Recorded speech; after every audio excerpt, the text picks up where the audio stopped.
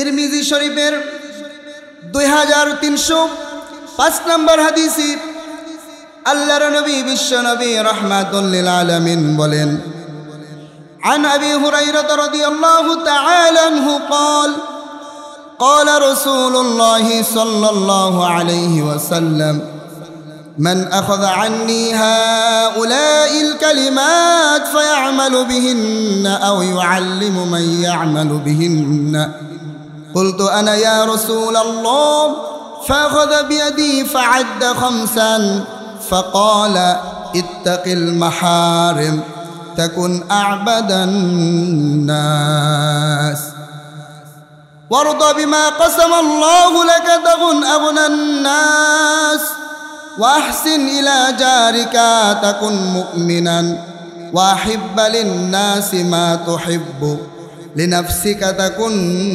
مسلما ولا تكثر الضحك فإن كثرة الضحك تميت القلب। প্রিয় ভাইরা আমার, আল্লাহর নবী বিশ্ব নবী রাহমাতুল লিল আলামিন এই হাদিসে আল্লাহর নবী বিশ্ব নবী 5টি উপদেশ দিয়েছেন। আল্লাহর নবী রাহমাতুল লিল আলামিন এই হাদিসের মধ্যে যে 5টি উপদেশ দিয়েছেন, কোন মুমিন বান্দা, কোন মুসলমান যদি এই 5টি গুণ এই 5টি গুণের উপর যদি আমল করতে পারে, এই 5টি গুণ যদি অর্জন করতে পারে, তাহলে সেই মুমিন দুনিয়াতেও সফল কাম হবে এবং আখিরাতেও সফল কাম হবে। সকলে বলুন সুবহানাল্লাহ। প্রিয় ভাইরা আমার, আমি তিরমিজি শরীফের 2305 নম্বর হাদিস, এখান থেকে আমি আপনাদেরকে হাদিস শোনাচ্ছি। এই হাদিস বর্ণনা করেছেন হযরত আবু হুরায়রা রাদিয়াল্লাহু তাআলা আনহু, যিনি নবী করিম সাল্লাল্লাহু আলাইহি ওয়াসাল্লামের ইন্তেকালের একদম শেষ মুহূর্তে নবী করিম সাল্লাল্লাহু আলাইহি ওয়াসাল্লামের হাতে হাত রেখে যিনি ইসলাম গ্রহণ করেছেন। একদম নবী করিম সাল্লাল্লাহু আলাইহি ওয়াসাল্লামের শেষ সময় হযরত আবু হুরায়রা রাদিয়াল্লাহু তাআলা আনহু অল্প সময় পেয়েছিলেন। এই অল্প সময় পেয়ে হযরত আবু হুরায়রা রাদিয়াল্লাহু তাআলা আনহু এমন হাদিস বর্ণনা করেছেন, নবী করিম সাল্লাল্লাহু আলাইহি ওয়াসাল্লামের সাথে এমনভাবে দিন রাত লেগে থেকেছেন, তার সাহচর্য এমনভাবে পেয়েছেন, নিজেকে ধন্য করেছেন। তিনি 5374টি হাদিস বর্ণনা করেছেন। সকলে বলুন সুবহানাল্লাহ। হযরত আবু হুরায়রা রাদিয়াল্লাহু তাআলা আনহু যখন নবী করিম সাল্লাল্লাহু আলাইহি ওয়াসাল্লামের কাছে ইসলাম গ্রহণ করেন, ইসলাম গ্রহণ করার পর থেকে নবী করিম সাল্লাল্লাহু আলাইহি ওয়াসাল্লামের সাথেই ছিলেন। দিন রাত নবী করিম সাল্লাল্লাহু আলাইহি ওয়াসাল্লামের দরবারে পড়ে থাকতেন হযরত আবু হুরায়রা রাদিয়াল্লাহু তাআলা আনহু। হযরত আবু হুরায়রা রাদিয়াল্লাহু তাআলা আনহু বললেন, ইয়া রাসূলুল্লাহ, ইয়া হাবিবাল্লাহ, আমি যে হাদিস শুনি সেই হাদিস আমি মুখস্থ রাখতে পারি না, আমি ভুলে যাই। আল্লাহর নবী বিশ্ব নবী বললেন, ও আবু হুরায়রা, তোমার কাছে যে চাদর আছে সেই চাদরটি বিছিয়ে দাও। হযরত আবু হুরায়রা রাদিয়াল্লাহু তাআলা আনহু আল্লাহর নবীর হুকুম শুনে হযরত আবু হুরায়রা রাদিয়াল্লাহু তাআলা আনহুর চাদরটি বিছিয়ে দিলেন। চাদরটি বিছিয়ে দেওয়ার পরে আল্লাহর নবী বিশ্ব নবী তার হাতটি একদম কিছু করে রাসূলুল্লাহ সাল্লাল্লাহু আলাইহি ওয়াসাল্লাম তার হাতটি সেই চাদরের উপর একটু ঢেলে দেওয়ার ভান করলেন। তারপরে বললেন, আবু হুরায়রা, তুমি এই চাদরটি গায়ে দাও। হযরত আবু হুরায়রা রাদিয়াল্লাহু তাআলা আনহু তারপরে সেই চাদরটি গায়ে জড়ালেন। হযরত আবু হুরায়রা রাদিয়াল্লাহু তাআলা আনহু বললেন, তারপর থেকে আমি যতগুলো হাদিস শুনতাম কখনোই ভুলে যেতাম না। সকলে বলুন সুবহানাল্লাহ। হযরত আবু হুরায়রা রাদিয়াল্লাহু তাআলা আনহু সর্বমোট 5374টি হাদিস বর্ণনা করেছেন। সকলে বলুন সুবহানাল্লাহ। প্রিয় ভাইরা আমার, আসুন আমরা শুনে নিই হাদিস কাকে বলে। আমরা অনেকে হাদিসের আবিধানিক পারিভাষিক অর্থ বুঝি না, জানি না। হাদিসের উদ্দেশ্য কি, হাদিস কাকে বলে, এগুলো আমরা বুঝি না। আসুন আজকে আমরা হাদিস সম্পর্কে একটু আলোচনা করি। প্রিয় ভাইরা আমার, হাদিস বলা হয় আল হাদিস, এটার আবিধানিক অর্থ হলো আল কওলু, কথা, আল ওয়াজু, উপদেশ, আল জাদিদু, নতুন, আল কসাস, ঘটনা, কাহিনী। এটার আবিধানিক, হাদিসের আবিধানিক অর্থ হলো এগুলো। আর হাদিসের পারিভাষিক সংজ্ঞা হলো আল হাদিসু মা উযিফা ইলা নবী সাল্লাল্লাহু আলাইহি ওয়াসাল্লাম মিন কওলিন আও ফি'লিন আও তাকরীরিন ওয়া কাযালিকা ইউতলাকু আলা কওলি সাহাবিয়্যি ওয়া সাহাবিয়্যি ওয়া তাবিঈ ওয়া ফি'লিহিম ওয়া তাকরীরিহিম। আল্লাহর নবী বিশ্ব নবী রাহমাতুল লিল আলামিনের কথা, কাজ এবং মনোসমর্থনকে হাদিস বলে। সকলে বলুন সুবহানাল্লাহ। অনুরূপভাবে সাহাবায়ে কেরামের কথা, কাজ এবং মনোসমর্থনকেও হাদিস বলে। সকলে বলুন সুবহানাল্লাহ। অনেক মুহাদ্দিসগণ বলেন যে সাহাবায়ে কেরামের কথা, কাজ, মনোসমর্থনকে আসারও বলা হয়, হাদিসও বলা হয়। তো প্রিয় ভাইয়েরা আমার, অনেকে আছে যে সাহাবায়ে কেরামকে সত্যের মাপকাঠি মানে না, অথচ রাসূলুল্লাহ সাল্লাল্লাহু আলাইহি ওয়াসাল্লাম বলেছেন আস-সাহাবী কান নুজুম ফাবিআইয়িহিম ইক্তাদাইতুম ইহতাদাইতুম। আমার প্রত্যেকটা সাহাবী ওই আকাশের উজ্জ্বল নক্ষত্র তারার ন্যায়। আমার প্রত্যেকটা সাহাবী ওই উজ্জ্বল নক্ষত্র তারার ন্যায়। আমার সাহাবীদের মধ্যে যারা সর্বনিম্ন সাহাবী আছে, তোমরা যে কেউ আমার যে কোনো সাহাবীর জীবন এবং তার মতাদর্শ তুমি অনুসরণ করবা, তার পদাঙ্ক অনুসরণ করবা। ফাবিআইয়ি ইক্তাদাইতুম ইহতাদাইতুম, যদি তুমি অনুসরণ করো তাহলে হেদায়েত পেয়ে যাবা। সকলে বলুন সুবহানাল্লাহ। তাহলে যারা হাদিস মানে না, শুধু কোরআন মানে, তারাও বাতিল। যারা শুধু কোরআন মানে, হাদিস মানে না, তারাও বাতিল। কোরআনের ব্যাখ্যা কি? হাদিস। হাদিস এজন্য মানতে হবে। অনেকেই শুধু হাদিস নিয়ে পড়ে থাকে, কোরআন মানে না। আবার অনেকেই কোরআন মানে, হাদিস মানে না। প্রিয় ভাইয়েরা আমার, হাদিসও মানতে হবে, কোরআনও মানতে হবে। 1% যদি আপনার কোরআনের প্রতি সন্দেহ হয়, 1% যদি আপনার হাদিসের উপর সন্দেহ হয়, তাহলে আপনার ঈমান থাকবে না। এজন্য আমাদের হাদিস মানতে হবে। প্রিয় ভাইয়েরা আমার, আসুন আমরা শুনে নিই হাদিসের উদ্দেশ্য কি। হাদিসের উদ্দেশ্য হচ্ছে এই বিশ্ব মানবতাকে পথভ্রষ্টতার অন্ধকার থেকে মুক্ত করে ইহকালীন কল্যাণ এবং পরকালীন মুক্তি নিশ্চিত করা। সকলে বলুন সুবহানাল্লাহ। এটা হলো হাদিসের উদ্দেশ্য। আল্লাহ রাব্বুল আলামিন সূরা আহজাবের 21 নম্বর আয়াতে রব্বে কারীম বলেন, লাকাদ কানা লাকুম ফি রাসূলিল্লাহি উসওয়াতুন হাসানাহ। আল্লাহ রাব্বুল আলামিন বলেন, পৃথিবীর মানুষ তোমরা শুনে নাও, মুমিন তোমরা শুনে নাও, তোমাদের জন্য, তোমাদের রসুলের মধ্যে, আল্লাহর রসুলের মধ্যে তোমাদের জন্য রয়েছে উত্তম আদর্শ। সকলে বলুন সুবহানাল্লাহ। আমার নবীর জীবনের মধ্যে আছে উত্তম আদর্শ। সকলে বলুন সুবহানাল্লাহ।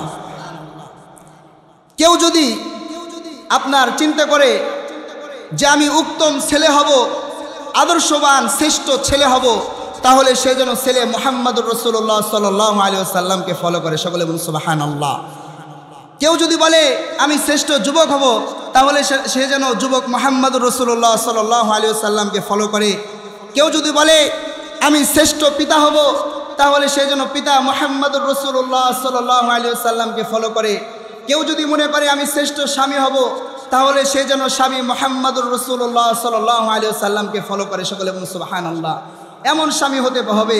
হযরত আয়েশা রাদিয়াল্লাহু তাআলা আনহার কাছে এসে বললেন, মা জননী বলেন তো, হে আমাদের মা আপনি বলেন, হে আমাদের মা আপনি বলেন আমাদের নবীর চরিত্র কেমন ছিল। তখন বিবি হয়ে স্বামীর ব্যাপারে এমন করে গ্যারান্টি দিলেন, বললেন খুলুকুল কোরআন। সকলে বলুন সুবহানাল্লাহ। পৃথিবীর মুখে সবচাইতে প্রথমে আল্লাহ জানেন, তারপরে সবচাইতে আপনার গোপনীয় বিষয় সম্পর্কে কে জানেন? আপনার অর্ধাঙ্গিনী, আপনার স্ত্রী।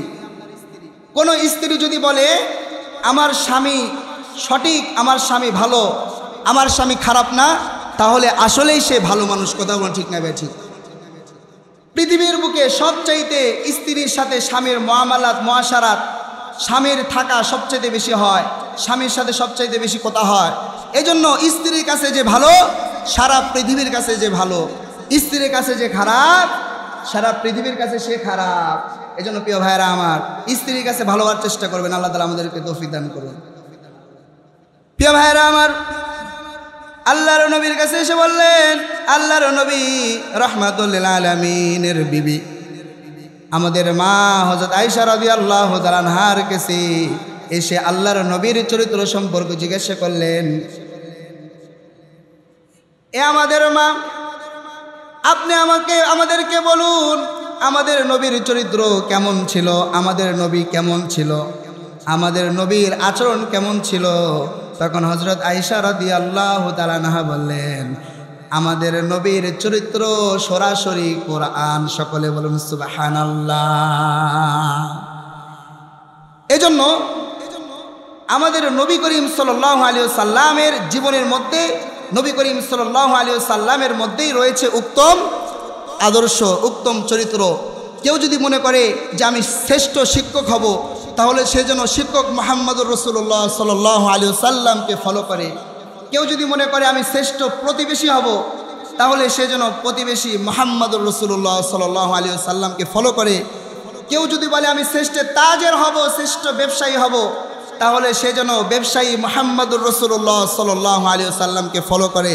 কেউ যদি মনে করে আমি শ্রেষ্ঠ সমাজসেবক হব, তাহলে শ্রেষ্ঠ সমাজসেবক মুহাম্মদুর রাসূলুল্লাহ সাল্লাল্লাহু আলাইহি ওয়াসাল্লামকে ফলো করে। কেউ যদি মনে করে আমি শ্রেষ্ঠ নেতা হব, পৃথিবীর বুকে একটা মডেল নেতা হব, তাহলে সে যেন বিশ্ব নেতা রাহমাতুল লিল আলামিন মুহাম্মদুর রাসূলুল্লাহ সাল্লাল্লাহু আলাইহি ওয়াসাল্লামকে ফলো করে। সকলে বলুন সুবহানাল্লাহ। আমাদের নবী ছিল বিশ্ব নেতা। আমাদের নবীর আচরণ এমন ছিল, আমাদের নবীর আচরণ দেখি শত শত ইহুদি খ্রিস্টান কাফেররা মুসলমান হয়ে গেছে। সকলে বলুন সুবহানাল্লাহ। আমার নবীর চরিত্র কত ভালো ছিল, আমার নবীর সাহচর্যী, আমার নবীর সহবতী, যে সমস্ত সাহাবারা থেকে নিজেদেরকে ধন্য মনে করেছে, সোনার মানুষে পরিণত হয়েছে, তাদের চরিত্র কেমন ছিল। আমার নবীর পরশপাথরের ছোঁয়াপি, যারা নিজেরা সোনা হয়েছে, রূপা হয়েছে, যারা পরশপাথর হয়েছে, তারা কেমন ছিল, তাদের চরিত্র কেমন ছিল। তারা এমন নেতা ছিল, আমার নবী যেমন নেতা ছিল তার সাহাবীরা তেমন নেতা ছিল। সকলে বলুন সুবহানাল্লাহ। হযরত ওমর রাদিয়াল্লাহু তাআলা আনহু, যিনি পুরা পৃথিবীর পৃথিবীর শাসন করেছেন। সকলে বলুন সুবহানাল্লাহ। খেজুরের চাটায়ে বসে, খেজুরের মসজিদে বসে পৃথিবী হযরত ওমর রাদিয়াল্লাহু তাআলা আনহু শাসন করেছেন। সকলে বলুন সুবহানাল্লাহ। প্রিয় ভাইরা আমার, হযরত ওমর রাদিয়াল্লাহু তাআলা আনহু এমন শাসক ছিলেন, তিনি সারাদিন রাষ্ট্র পরিচালনার কাজে ব্যস্ত থাকতেন, মুসলমানের খোঁজ খবর নিতেন, রাতের বেলায় তাহাজ্জুদ পড়তেন এবং এক অংশ ঘুমাইতেন, আবার উঠে গোপনভাবে মানুষের দ্বারে দ্বারে বারে বারে গিয়ে গিয়ে খোঁজ খবর নিতেন। তিনি বারে বারে দাঁড়ে দাঁড়ে বাড়িতে গিয়ে গিয়ে দেখতেন কার কি অবস্থা, তার প্রজাদের কেমন অবস্থা, কার কি সমস্যা। হযরত ওমর রাদিয়াল্লাহু তাআলা আনহু খোঁজ খবর নিতেন। একদিন হযরত ওমর রাদিয়াল্লাহু তাআলা আনহু রাতে নামাজ শেষ করে একটু ঘুমিয়ে হযরত ওমর রাদিয়াল্লাহু তাআলা আনহু বেরিয়ে পড়লেন খোঁজ খবর নেওয়ার জন্য প্রজাদের কি অবস্থা। তিনি দেখলেন এক মা চুলার মধ্যে খালি পাতিল দিয়ে নাড়াচড়া করতেছে এবং তার সন্তানেরা কান্নাকাটি করতেছে। হযরত ওমর রাদিয়াল্লাহু তাআলা আনহু ওই মায়ের কাছে গেলেন, বললেন তুমি খালি চুলায়, তুমি এই খালি পাতিল দিয়ে, তুমি এই চুলার মধ্যে খালি পাতিল দিয়ে কেন নাড়াচাড়া করো। ওই মা হযরত ওমর রাদিয়াল্লাহু তাআলা আনহুকে চিনতে পারলেন না যে এত রাত্রে পুরা পৃথিবীর বাদশাহ, পৃথিবীর বাদশাহ এত রাত্রে আমার ঘরে আসবে তিনি কল্পনা করতে পারলেন না। তিনি বললেন, ওয়াল্লাহি হাদা বাইনি ওয়া বাইনা ওমর, তুমি দূরে যাও, এটা হলো আমার এবং ওমরের মধ্যে এটা বোঝাপড়া আছে, তোমার সাথে কোনো কথা নাই। হযরত ওমর রাদিয়াল্লাহু তাআলা আনহু বললেন, মা আপনি শান্ত হন।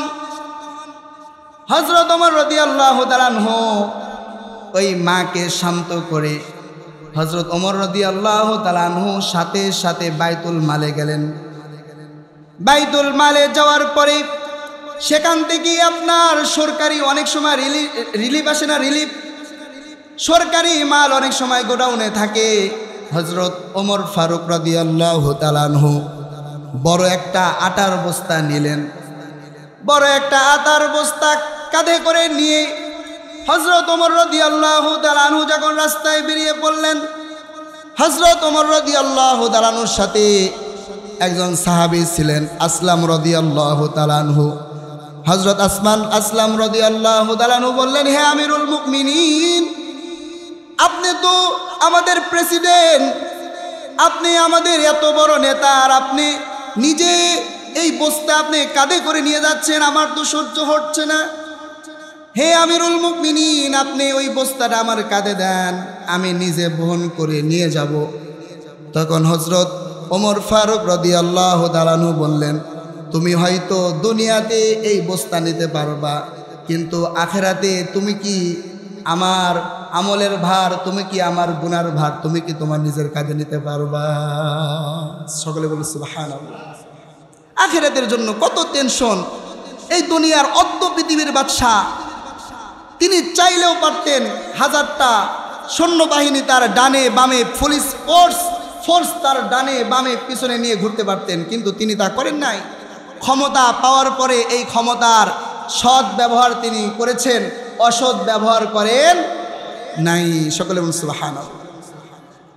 হযরত ওমর ফারুক রাদিয়াল্লাহু তাআলা আনহু আটার বস্তা পিঠে করে নিয়ে সেই মা জননীর কাছে গিয়ে বললেন, ও মা, এই নাও তোমার আটা, তুমি তোমার সন্তানদেরকে রান্না করে খাও। হযরত ওমর ফারুক রাদিয়াল্লাহু তাআলা আনহু সেই দিনের জন্য নিজে চুলার পারে গেলেন, নিজে আগুন ধরিয়ে, নিজে রুটি ডলে, নিজে রান্না করে বাচ্চাদেরকে, ওই মাকে রান্না করে খাওয়ানোর পরে হযরত ওমর রাদিয়াল্লাহু তাআলা আনহু আল্লাহর কাছে সেজদায় পড়ে কান্না শুরু করেছে। রব্বে কারীম, আমাকে এত বড় আপনি দায়িত্ব দিয়েছেন, এটা সাধারণ দায়িত্ব না। হে আল্লাহ, আমি এই দায়িত্ব ঠিক মতো পালন করতে পারতেছি না, আল্লাহ আপনি আমাকে ক্ষমা করুন। সকলে বলুন সুবহানাল্লাহ। এমন শাসক, এমন নেতা দরকার, কথা বল ঠিক না ঠিক? আমরা চাই আল্লাহ তাআলা যেন আমাদেরকে ওমর ফারুক রাদিয়াল্লাহু তাআলা আনহুর মতো নেতা যেন আমাদের জন্য নিযুক্ত করে দেন। সকলে বলুন আমিন। হযরত ওমর ফারুক রাদিয়াল্লাহু তাআলা এমন নেতা ছিলেন। হযরত ওমর ফারুক রাদিয়াল্লাহু তাআলা আনহুর কাছে এক ব্যক্তি এসে বললেন, হে আমিরুল মুমিনিন, আপনার কাছে একটা নালিশ নিয়ে আসছি, নালিশ, একটা অভিযোগ নিয়ে আসছি। হযরত ওমর ফারুক রাদিয়াল্লাহু তাআলা আনহু বললেন, কি অভিযোগ তুমি আমার দরবারে নিয়ে আসলা? শুনি দেখি, তুমি বলো কি অভিযোগ, আমাকে একটু বলো, আমি একটু শুনবো। ওই ব্যক্তি বললেন, আমার সন্তানের ব্যাপারে অভিযোগ। আমার সন্তান চরম বেয়াদব, আমার কথা শুনে না, তার মায়ের কথা শুনে না, আমি যদি ডানে যেতে বলি যায় হলো বামে। এরকম সন্তান আছে না নাই? খারাপ সন্তানের ব্যাপারে, বেয়াদব সন্তানের ব্যাপারে হযরত গুরুত্বপূর্ণ হাদিস, খুব মনোযোগ দিয়ে শুনবেন। বেয়াদব এবং খারাপ ছেলে বাবার কথা শুনে না, মায়ের কথা শুনে না। মা যদি বলে ডানে যা, ও যায় বামে। বাবা যদি বলে এই কাজ কর, ও উল্টা কাজ করে। এরকম সন্তান আছে না নাই? তাহলে এরকম সন্তান যাদের আছে, আপনাদের করণীয় কি? এবং ভবিষ্যতে আমাদের যে সমস্ত যুবকেরা বিবাহ করবেন, আপনাদের বাচ্চা কাচ্চা হবে, আপনাদের জন্য করণীয় কি? এই ঘটনার মধ্যে বিস্তারিত আসবে, আপনারা সবাই মনোযোগ দিয়ে একটু শুনবেন। হযরত ওমর ফারুক রাদিয়াল্লাহু তাআলার কাছে এসে বললেন, হে আমিরুল মুমিনিন, আমার ছেলে বড় বেয়াদব হয়ে গিয়েছে, আমার ছেলে অনেক বড় বেয়াদব, আমার কথা শোনে না। আমি যতই মারি, আমি যতই কাটি, আরো বেশি বেশি সে ঘাড়তেরামি করে, অনেক বড় বেয়াদবি করে। বাপকে মানে না, বাপকে সম্মান দিতে জানে না, মাকে সম্মান দিতে জানে না। হযরত ওমর ফারুক রাদিয়াল্লাহু তাআলা বললেন, ও ভাই, তুমি তোমার ওই সন্তানকে আমার দরবারে নিয়ে আসো।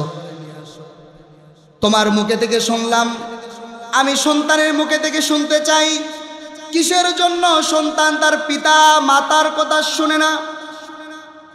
তারপরে হযরত ওমর ফারুক রাদিয়াল্লাহু তাআলার কথা শুনে ওই বাবা ওই ছেলেকে বুঝিয়ে সামঝিয়ে ওমর ফারুক রাদিয়াল্লাহু তাআলার দরবারে নিয়ে আসলেন।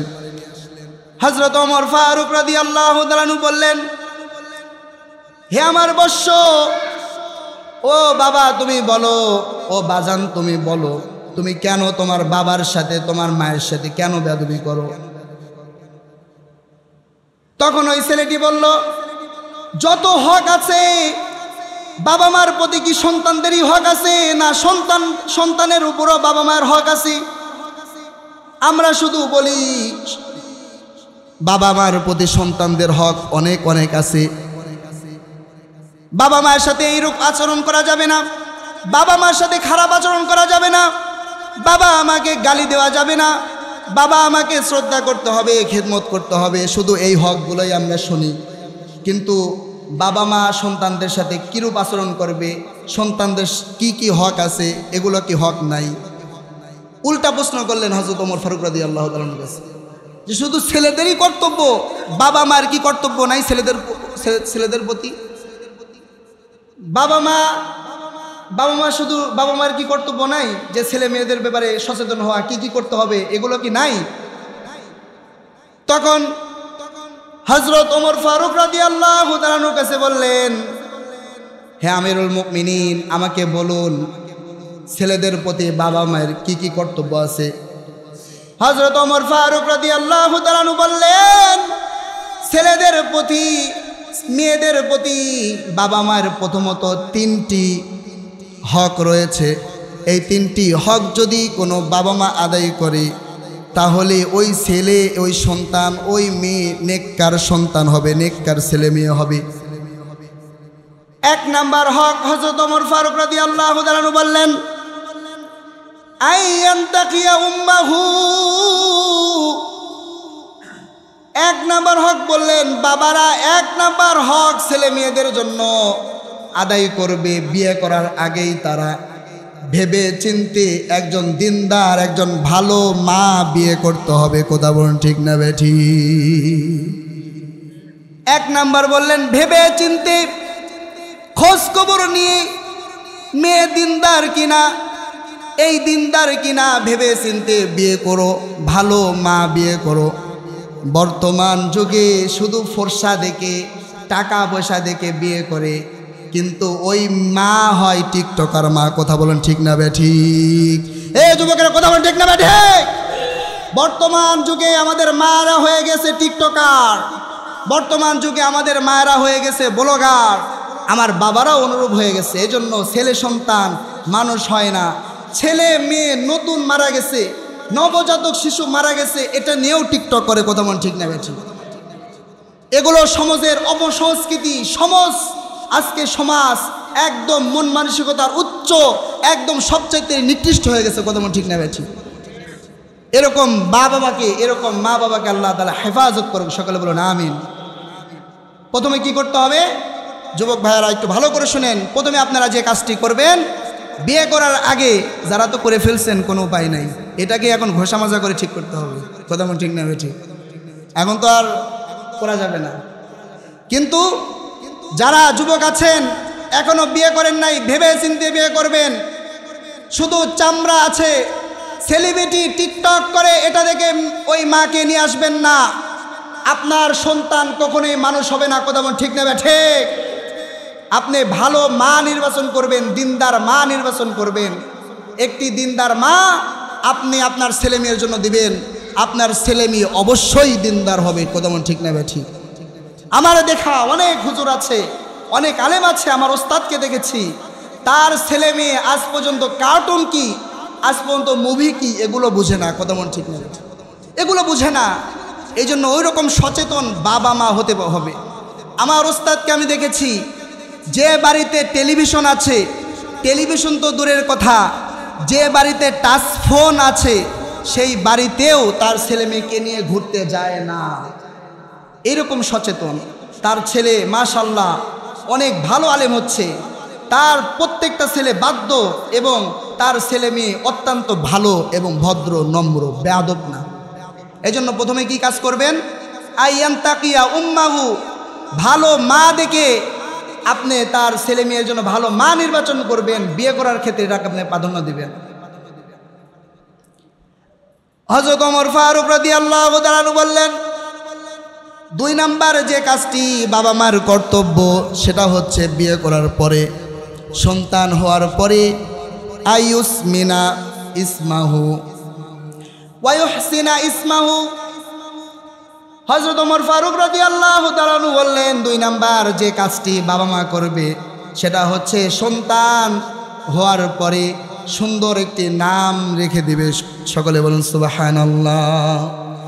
ওয়া ইউহসিনা উম্মাহু, সুন্দর একটি নাম নির্বাচন করে দিবি।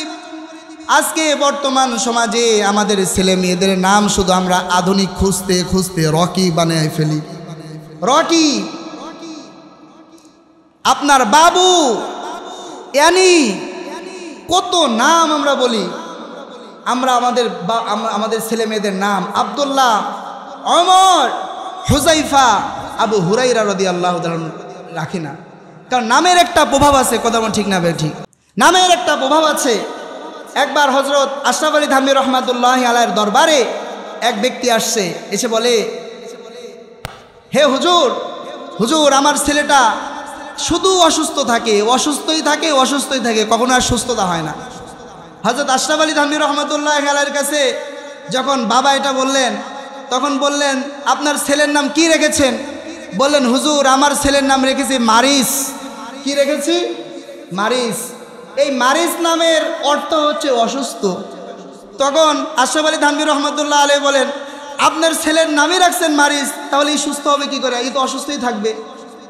তখন আশরাফ আলী থানভী রহমাতুল্লাহ আলাইহি নামকে পাল্টিয়ে দিয়ে নামকে রাখলেন সালিম। সালিম মানে নিরাপদ, সুস্থ, ভালো।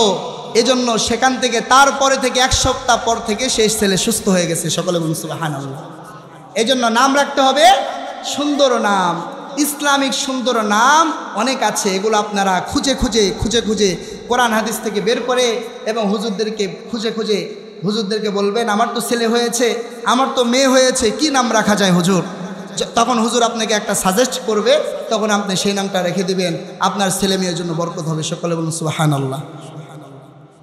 3 নাম্বার, পিতা মাতার জন্য 3 নাম্বারে যে হকটা, ছেলেদের প্রতি যে হকটা আদায় করবে সেই হকটি হলো ওয়া ইউআল্লিমুহুল কিতাবা। আপনার ছেলে সন্তান হওয়ার পরে আপনি এই কোরআনটা আপনার ছেলে মেয়েকে শিক্ষা দিতে হবে। সকলে বলুন সুবহানাল্লাহ। হযরত ওমর ফারুক রাদিয়াল্লাহু তাআলা আনহু বললেন, তুমি যদি তোমার সন্তানকে নেককার বানাতে চাও, তুমি যদি চাও তোমার সন্তান নেককার হোক, ভালো হোক, তাহলে তুমি তোমার সন্তানকে এই কোরআন শিক্ষা দিবে। সকলে বলুন সুবহানাল্লাহ। কারণ যার হাতে এই কোরআন উঠবে, যেই ছেলের হাতে, যে মেয়ের হাতে ছোটবেলায় এই কোরআন উঠবে, সেই মেয়ের হাতে, সেই ছেলের হাতে কখনোই মদের জুয়া, কখনোই খারাপ কাজ ওই ছেলে মেয়ের দ্বারা হবে না। কথা বলুন ঠিক না বেঠিক? আপনি আপনার ছেলেকে ডাক্তার, ইঞ্জিনিয়ার, ব্যারিস্টার বানান না, কোনো সমস্যা নাই। আমাদের ভালো ডাক্তার, ইঞ্জিনিয়ার, ডাক্তার দরকার আছে, ভালো ডাক্তারও দরকার আছে। বর্তমান ডাক্তার নামে সব কোষাই হয়ে গিয়েছে। কথা বলুন ঠিক না বেঠিক? হাসপাতালে মৃত্যুর মিছিল বর্তমান হচ্ছে। ইঞ্জিনিয়ারের নামে আজকে আমাদের ধোঁকা দিচ্ছে, ডাক্তারের নামে ধোঁকা দিচ্ছে। আজকে আমাদের ভালো ডাক্তার নাই, ভালো ইঞ্জিনিয়ার নাই। এজন্য আপনি আপনার ছেলে মেয়েকে এই কোরআন শিক্ষা দিবেন প্রাথমিক পর্যায়ে।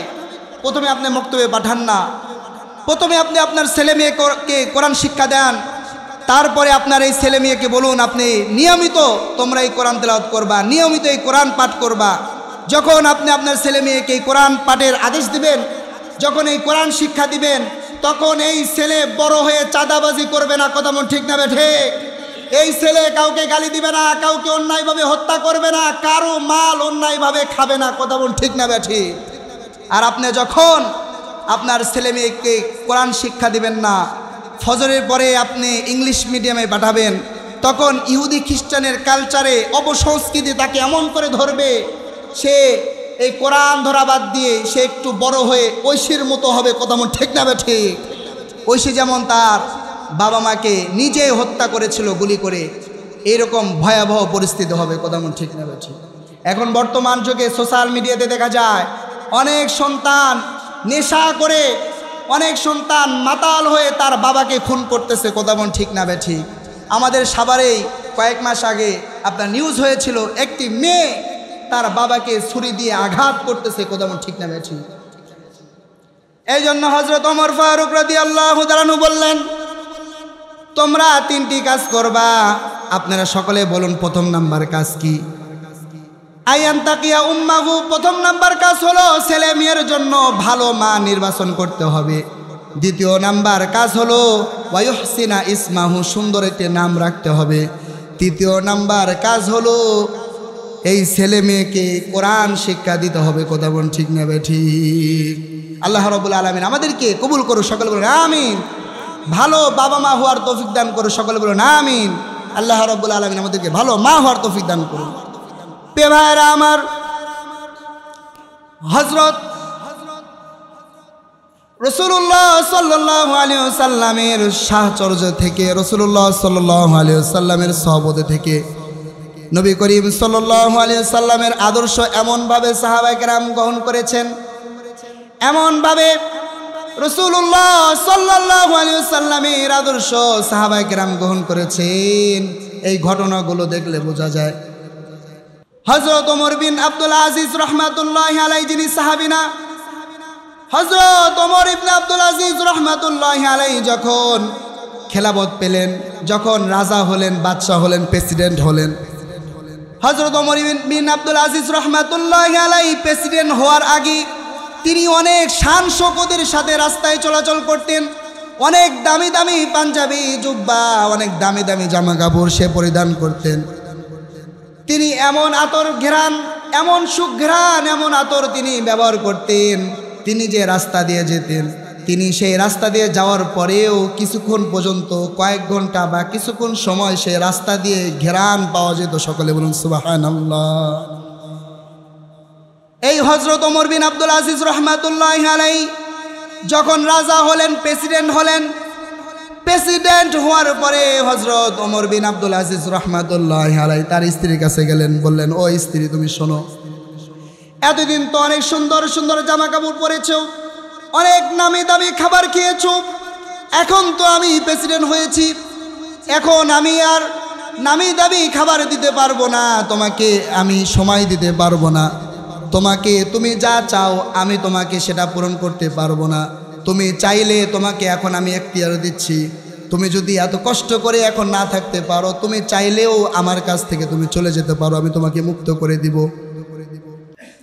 হযরত ওমর বিন আব্দুল আজিজ রাহমাতুল্লাহি আলাইহি কেমন আল্লাহকে ভয় করতেন, কেমন উত্তম আদর্শের অধিকারী ছিলেন। হযরত ওমর বিন আব্দুল আজিজ রাহমাতুল্লাহি আলাইহি খেলাফত পাওয়ার পরে, প্রধানমন্ত্রী হওয়ার পরে বললেন, আমার দুর্দিন শুরু হয়েছে, কিন্তু আজকে আমরা নেতা হওয়ার পরে বলি আমাদের সুদিন ফিরে এসেছে, কথা বলুন ঠিক না বেঠি? হযরত ওমর বিন আব্দুল আজিজ রাহমাতুল্লাহি আলাইহি তিনি এত শান শৌকতের সাথে চলতেন, এত জাঁকজমকভাবে চলতেন। এই হযরত ওমর বিন আব্দুল আজিজ রাহমাতুল্লাহি আলাইহি যখন খেলাফতের দায়িত্ব পেলেন, যখন প্রেসিডেন্ট হলেন, প্রেসিডেন্ট হওয়ার পরে যখন এইভাবে চলতেছিল, একবার হযরত ওমর বিন আব্দুল আজিজ রাহমাতুল্লাহি আলাইহির কাছে ঈদের দিন তার মেয়ে, ছোট্ট মেয়ে এসে কান্নাকাটি শুরু করলেন।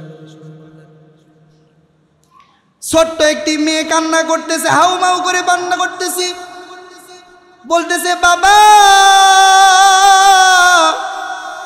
ও বাবা, আমি তো প্রেসিডেন্টের মেয়ে, আজকে ঈদের দিন আমার বন্ধু বান্ধব, পাড়া প্রতিবেশী যারা আছে সকলে নতুন নতুন জামা কিনেছি, সকলেই নতুন নতুন জামা পরিধান করে ঘুরতেছি। মেয়ে হয়ে বাবার কাছে কান্না করতেছে, বাবা, আমারও তো মন চাই তুমি আমাকে নতুন জামা কিনে দাও, তুমি তো প্রেসিডেন্ট, তোমার প্রেসিডেন্টের মেয়ে ছিঁড়া জামা পরে থাকবে ঈদের দিন, তোমার কি বাবা এটা সহ্য হয়? পৃথিবীর সকল বাবা সবার কান্না সহ্য করতে পারি, পৃথিবীর সকল বাবা সব কষ্ট সহ্য করতে পারে, কিন্তু কোনো বাবার কাছে যদি তার মেয়ে এসে যদি কান্না করে, পৃথিবীর কোনো বাবা এই মেয়ের কান্না সহ্য করতে পারে না। হযরত ওমর বিন আব্দুল আজিজ রাহমাতুল্লাহি আলাইহি চোখ দিয়ে অঝরে কান্না শুরু করেছে, বলে, মা তুই আর কান্দিস না রে মা, ও আমার মেয়ে তুমি আর কান্দো না, আমি তোমার জন্য দেখি নতুন জামার ব্যবস্থা করতে পারি কিনা। প্রেসিডেন্ট, তিনি রানিং প্রেসিডেন্ট তার মেয়েকে এইভাবে সান্ত্বনা দিচ্ছে। হযরত ওমর বিন আব্দুল আজিজ রহমাতুল্লাহি আলাইহি দৌড়িয়ে কোষাধ্যক্ষ ক্যাশিয়ার, বাইতুল মালের ক্যাশিয়ারের কাছে গেলেন। ক্যাশিয়ারের দায়িত্বে যে আছে তার কাছে গিয়ে বললেন, ও আমার ভাই, আমি মহা বিপদে পড়ে তোমার কাছে আসছি, অনেক বড় বিপদ হয়েছে আমার, আমাকে একটু তুমি হেল্প করো, সাহায্য করো। ক্যাশিয়ার একজন প্রেসিডেন্ট, প্রধানমন্ত্রী, সে ক্যাশিয়ারের কাছে, সামান্য একটি কর্মকর্তার কাছে এভাবে এসে আকুতি মিনতি করতেছে। ওই ক্যাশিয়ার ভয় খেয়ে গেলেন, বললেন, আমিরুল মুমিনিন, আপনি বিচলিত হবেন না, আপনার কি হয়েছে আমাকে আপনি খুলে বলুন। হযরত ওমর বিন আব্দুল আজিজ রাহমাতুল্লাহি আলাইহি বললেন, আজকে ঈদের দিন, আজকে সকলেই নতুন জামা পরে ঘুরতেছি, আমি প্রেসিডেন্ট, আমি প্রধানমন্ত্রী, আমার ঘরে তো কোনো ভালো মন্দ কোনো খাবার নেই, এটা তো আমরা মেনে নিছি, কিন্তু আমার একটি ছোট্ট মেয়ে, আমার ছোট্ট মেয়েটি চিরা ফাটা একটি পুরানো জামা পরে আছি, আমার মেয়ে আমার কাছে জামার আবদার করেছে, হাউ মাউ করে আমার কাছে এসে কাঁদতেছে, বলতেছে, বাবা আমাকে একটি জামা কিনে দিন, বাবা আমাকে একটি জামা কিনে দিন, আমি আপনার কাছে একটু হেল্প চাই, একটু সাহায্য চাই। এই সাহায্যটি হলো, আমাকে কোনো অগ্রিম, আমাকে কোনো অনুদান দিতে হবে না, আমাকে কোনো এই বাইতুল মাল থেকে কোনো টাকা পয়সা দিতে হবে না। বাইতুল মাল তো এটা তো জনগণের টাকা, আমি জনগণের কাছ থেকে এক টাকাও নিতে চাই না। ও ভাই, আমি যে চাকরি করতেছি, জনগণের সেবা করতেছি, আমাকে কি অগ্রিম 1 মাসের টাকা দেওয়া যায় কিনা? হযরত ওমর বিন আব্দুল আজিজ রাহমাতুল্লাহি আলাইহি বললেন, ভাই আমাকে অগ্রিম 1 মাসের টাকা আপনি আমাকে দেন, প্লিজ দেন। তখন ক্যাশিয়ার বলতেছে, আমাকে মাফ করবেন, আপনি এত বড় প্রেসিডেন্ট, আপনি এত বড় নেতা হয়ে আমার কাছে রিকোয়েস্ট করতেছেন, আমার বড় কষ্ট হচ্ছে, আপনি চাইলে আমার কাছে অনুমতি লাগবে কেন? আপনি তো প্রধানমন্ত্রী, আপনি চাইলে আমার অনুমতি ছাড়া আপনি নিয়ে যেতে পারেন। ওমর বিন আব্দুল আজিজ রাহমাতুল্লাহি আলাইহি বললেন, না না, আমি এটা পারি না, এটা জনগণের সম্পদ, এটা বাইতুল মাল, এটা আমার হক না। হযরত ওমর বিন আব্দুল আজিজ রাহমাতুল্লাহি আলাইহির কাছে যখন বললেন, হে আমিরুল মুমিনিন, আপনি তো চাইলেও নিতে পারেন, তখন হযরত ওমর ফারুক হযরত ওমর বিন আব্দুল আজিজ রাহমাতুল্লাহি আলাইহি অস্বীকার করলেন নিতে, বললেন, আপনি আমাকে অগ্রিম টাকা দেন। তখন ওই বাইতুল মালের ক্যাশিয়ার বললেন, তাহলে তো আমি পারি না, আমিও আপনাকে দিব, কিন্তু শর্ত আছে, আমিও যেহেতু চাকরি করি, আমিও আল্লাহকে ভয় করি, তাহলে আমিও আপনাকে এভাবে দিতে পারি না, তাহলে আপনারও একটা শর্ত পূরণ করতে হবে, সেটা হচ্ছে আপনি 1 মাস জীবিত থাকবেন কিনা এইটা লিখে গ্যারান্টি দিয়ে কাগজ একটি সই করে আমাকে দিতে হবে। হযরত ওমর বিন আব্দুল আজিজ রাহমাতুল্লাহি আলাইহি 2 চোখ দিয়ে হাউ মাউ করে কান্না করতেছে, বলতেছে, ও ক্যাশিয়ার, ও আমার ভাই, তুমি আমার চোখ খুলে দিয়েছো, আমি কেন অগ্রিম বেতন নিব? কারণ আমি 1 মাস তো দূরের কথা, 1 সপ্তাহ তো দূরের কথা, আমি 1 সেকেন্ড বাঁচবো কিনা কোনো গ্যারান্টি নাই, আমি তো মরে যেতে পারি। ও ভাই, তোমার চোখ খুলে দিয়েছো, আমি অগ্রিম টাকা নিব না। হযরত ওমর বিন আব্দুল আজিজ দৌড়িয়ে তার সেই সন্তানের কাছে গেলেন, বিবির কাছে গেলেন, বললেন, ও আমার বিবি, ও আমার মেয়ে, তোমরা শোনো, তোমরা একটু ধৈর্য ধারণ করো, আমাদের